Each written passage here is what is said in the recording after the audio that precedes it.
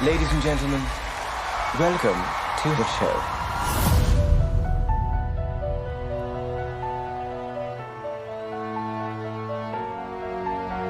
The $10 founding father without a father got a lot farther by working a lot harder, by being a lot smarter, by being a self-starter. To your union and the hope that you provide, may you always be satisfied.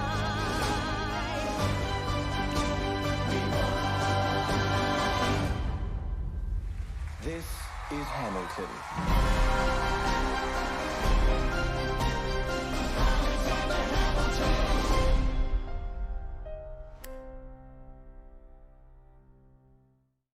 Hello everybody, this is Grace Garner, this time from my grandmom's library with lots of really nice books in the background, none of which I've read, I think. Yeah, no, I haven't read any of these, but they look really nice. So anyway, on to today's review. History is not my strong suit. I may be able to tell you lots of funny historical anecdotes, and yes, I may have memorized the entire script of Les Miserables. I mean, it was put to music, that's a valid excuse. But if you're going to ask me when something happened or how it is related to some other big event, I will draw a blank. So, when there is a show or a movie with lots of music and lots of humor that's about history, well, I'm going to be sure to check it out. In other words, I watched Hamilton a while ago. Hamilton is 2 hours and 40 minutes long, and it manages to fit 47 songs in that time frame. That's about 144 words per minute on average, which makes a total of 20,520 words in the entire show, which is the most for Broadway ever, with an average of 2.4 words per second. Needless to say, there is quite a lot of rapping in it, but thankfully, even though the fastest song, Guns and Ships, has a rap with 6 words per second in parts, and Satisfied has a rap with 5.3 words per second, it's still, you can still be able to understand what's going on because there's a lot of repetition in the show. There's a lot of modern day language in here. I mean, case in point. Two Virginians and an immigrant walk into a room diametrically opposed foes. They emerge with a compromise, having opened doors that were previously closed. Also, there's an insane amount of yas, yows, bras, bros, and that kind of thing. To be honest, I thought it was hilarious. I loved it, but it does depend on your taste what you think of it. Another thing to know is this is not a children's movie. You know, you may see in these cute videos of little children vibing and singing along to the music, but the ideas, themes, and lyrics are not appropriate for young children. Lastly, this is something I couldn't fit in anywhere, so I'll just say it here in the area for general stuff. There's a lot of symbolism in here, in the way the set was built, but also in the way characters walk and emote, and just small things, and that's really cool to see, that even in the tiniest things there's meaning in this show, so that's really cool. So, plot.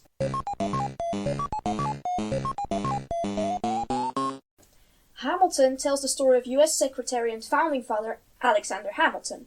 It starts with the other characters telling his life story up until the moment he arrives in America, and from then on it goes chronologically up to the moment of his death.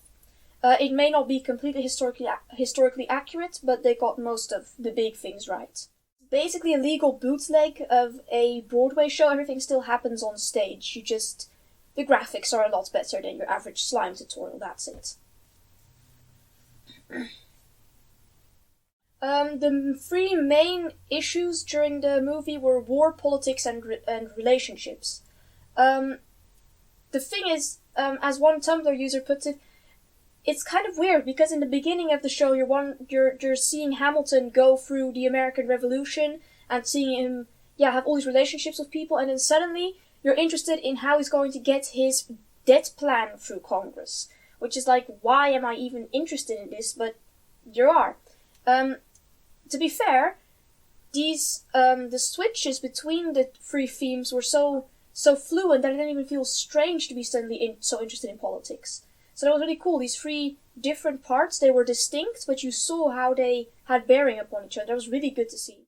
Also, the fact that everything is told through song helps you if you don't completely understand, because the first time I listened to the whole debt plan debate between Jefferson and Hamilton, I had not really any idea what was going on. I was just sitting there, but the fact that it was put into a rap battle, even if the arguments that some people put up in said rap battle weren't that great, I mean, it kept me amused. It was cool.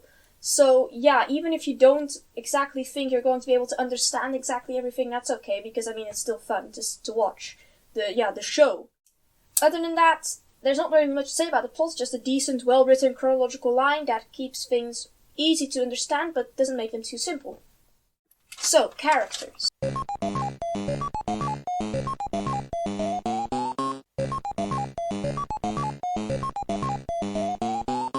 In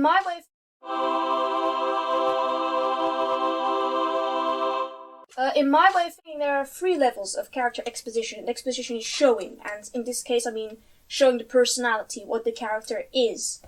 The first level, that's the one you've probably seen a lot in stories written by children. In this, the characters aren't explained very well at all, so you know nearly nothing about them, and they're very mysterious and hard to predict what they're going to do. They're unpredictable. That's basically level 1. Then you've got level 2, and there the character is explained so well that there's no uncertainty. It says, this is the character, that's pretty good. And then you've got number 3, where it's so good, where that the character nearly becomes like a real human being. Try to think of the human beings human beings you know. Can you explain their personality in just a few words? I mean, if you don't know them that well, yes, but if you know them, if they're in your family, if you see them every day, you will realize that a personality is so complex that you can't do that. And if a book or a show does that well, that's the same thing you get with the characters. You realize that they are like real human beings, and that you can't just explain what they're going to do or what their personality is. And I think that's beautiful, because then that makes the characters real. And this show definitely hit that. So, I mean, without further ado, let's get into the characters. There's quite a lot, but so I was just gonna go keep it with the main characters. First off, there's the titular. I don't know, that sounds weird. The character after whom the show was named, Alexander Hamilton. He's an immigrant who is never satisfied and writes non-stop as if he's running out of time. He's also rather arrogant and talks too much. The sonnet that describes him most is Non-Stop at the end of Act 1, in which we see him becoming more important, impulsive, and haughty. The fun thing is, in the beginning, he is still this really nice guy, and everybody, you're on his side. And at the end, you can see why his family is mad at him, and why his enemies dislike him, so they didn't sugarcoat him too much. Aaron Burr is Hamilton's polar opposite.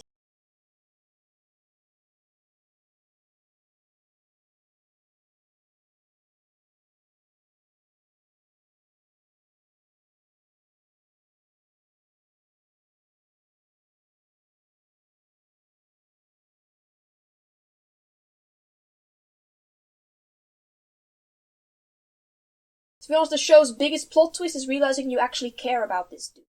His character is actually the one that's explored the most, all the way from his ever-smiling face changing shortly before the climax, to his song, Wait For It, in which he explains, I'm not standing still, or lying in wait, or running behind, running late, but he's lying in wait. He's waiting for luck to help him out. And it was really good to see how the show portrayed his weaknesses, hopes, and flaws. Angelica, Eliza, and Maggie. Angelica, Eliza. And then now, for Eliza Schuyler, the actual star of this show, she becomes Alexander's wife. And nobody deserved her. She goes through so much pain and suffering, and still she forgives the ones who hurt her most, and even goes on to tell their story 50 years after they have died. She's a sweet, forgiving. And I loved Philippa Sue's acting, that's the actor, Philippa Sue, which showed she was delicate, but definitely not weak. Then, the last character I want to talk about is Angelica Schuyler, but first let's have a shout out for the 9 other characters: John Lawrence, Marquis de Lafayette, Hercules Mulligan, George Washington, Philip Schuyler, Peggy Schuyler, Mariah Reynolds, James Madison, and Thomas Jefferson. These are all actually characters I could say a lot about, but I'll just leave them for you to discover. So, Angelica Schuyler. Angelica Schuyler is Eliza's sister, and the only one that actually recognizes and appreciates how much Eliza does for everybody, and how much of an angelic personality she has. And so, she has decided to become Eliza's guardian angel, or, as she says herself, I will choose her happiness over mine every time. Angelica is fiery and fierce and definitely not afraid to speak her mind to anybody, no matter how important they are. She's a strong woman more in the typical way, which is really good to see, because we've got two strong women, both in their own way. Let's start off with some warning.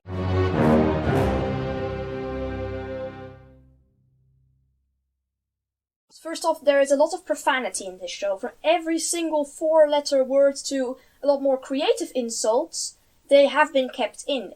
Everything that is except the F word, because obviously Disney, being a children's company, didn't want that one word in it, so they, bleeped that out, which, to be honest, sounded really weird in some parts, and kind of made it strange to listen to those songs, and they just kept everything else in, so it feels kind of incomplete and useless. I mean, I'm happy that they're all cut out, those F words, but it also felt kind of incomplete and useless if they just left everything else in. Also, the show's a lot less reverent about sex and relationships than most Christians. If it doesn't affect anybody we know, that is. And what I mean by this is, the show seems to say that if you're in love with a woman that the audience doesn't know, then go for it, dude. I mean, you love her, cool. But if you cheat on a woman that the audience loves, you are the most horrible person in the entire world. And that's pretty hypocrite, because cheating is, or causing somebody to cheat, that should be bad no matter who it is happening to. About the cheating scene, the two characters don't take off any clothes because that would be very impractical in a theatrical production, but they do get uncomfortably close. Now, the messages. There were so many messages and morals in this movie, but I'm just going to highlight 3. First off, there is a great emphasis on legacy and being remembered. Hamilton's greatest triumph is when he is remembered after his death for the great things he did. Now, I'm going to admit, it's really nice if when you die, everybody remembers you for being a good person, but it shouldn't be Christians' biggest goal. As Casting Crowns put it, so let me go down in history as another blood-bought faithful member of the family, and if they all forget my name, that's fine with me. I'm living for the world to see nobody but Jesus. The show also puts great emphasis on freedom and fighting for what you want. In some cases, this isn't really that awesome, especially when, for example, a character encourages infidelity on the night of his marriage. On the other hand, sometimes it makes a good point about not waiting for luck to help you out, not expecting everything to come to you. So, there's definitely also some room for talking about it. How much freedom is too much? Is there a limit to how much freedom you can have? How far should you be willing to go to get what you want? Lastly, the show emphasizes the importance of family. When Hamilton spends more time at his work than with his family, this is frowned upon. Angelica sacrifices her own happiness for her sister Eliza several times. It encourages us to love our family and to spend time with them, and we need to realize that our loved ones are important too. In short, I strongly recommend this movie, even though you do need to be careful because there's a lot of profanity and cursing, and there are some scenes that showcase inappropriate behavior. On the other hand, it has strong messages and is very deep. It's been various weeks, and I'm still thinking about it quite often. So if you want to learn more about history, like stories that make you think, and can take a pretty large amount of profanity, I suggest you go check it out.